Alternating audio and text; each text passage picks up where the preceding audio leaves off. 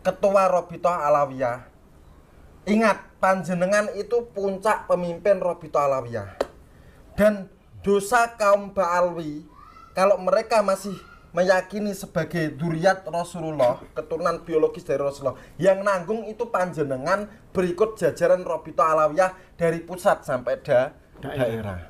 Dan saya, orang yang pernah berinteraksi bersama para habaib itu seakan-akan otak mereka itu ada sebuah doktrin dari ayat tathir surat Al-Ahzab. Apa? Innama yuridullahu liyudhiba ankum ridsa ahlal baiti wa yutahhirakum tathira. Mereka yakin bahwa sebagai ahlul bait Nabi mereka akan dibersihkan dari dosa. Padahal ahlul bait Nabi itu hanya Rasulullah, Fatimah Zahra, Sayyidina Ali, Sayyidina Hasan, Sayyidina Husain. Ya gitu kan. Nah, mereka menempatkan ayat itu sebagai salah. Akhirnya mereka berbuat maksiat, dosa, pelanggaran yang besar-besar atas nama Ahlul Bait Nabi. Saya Ahlul Bait Nabi melakukan pelanggaran. Itu yang menanggung jawab itu semua pengurus Robitoh Alawiyah dan pemimpin-pemimpin yang lainnya. Dari pusat sampai daerah. Maka saya meminta kepada semua pengurus Robitoh Alawiyah untuk menyikapi, untuk menghapus doktrin itu.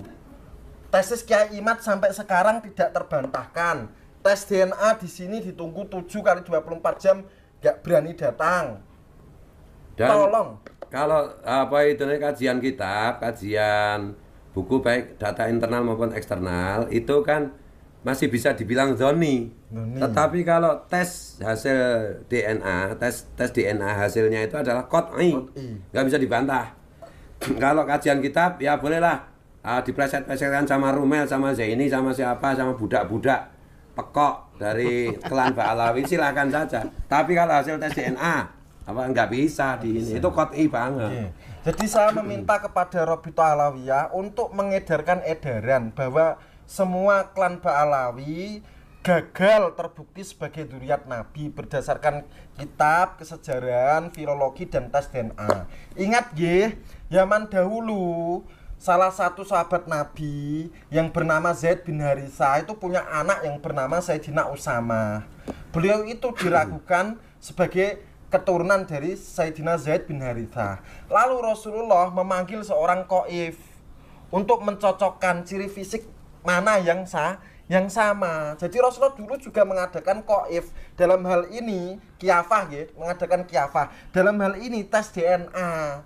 Nah, setelah ada kemiripan pada kaki Sayyidina Usamah bin Zaid dengan Zaid bin Harithah, maka Rasulullah menyatakan bahwa Usamah ini anak Zaid. Rasulullah pernah melakukan qiyafah. Dalam hal ini tes DNA. Begitu klan Ba'alawi tes DNA. Dulu qiyafahnya masih dengan cara yang sangat sederhana, yaitu mencocokkan, mencari ciri-ciri fisik, misalkan seperti kalau orang Jawa tanda lahir hitam itu loh, atau putih macam-macam ya. Ayah saya punya Pulau Jawa di paha sebelah kanan. Saya juga punya atau tanda lahir paha sebelah kanan berbentuk Pulau Jawa.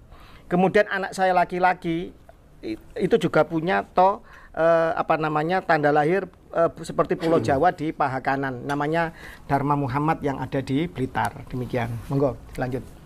Nah, sekarang itu lebih mutakhir lagi karena sudah meneliti secara biomolekuler, secara mikroskopik, yaitu DNA yang ada pada seluruh sel-sel kita. Monggo.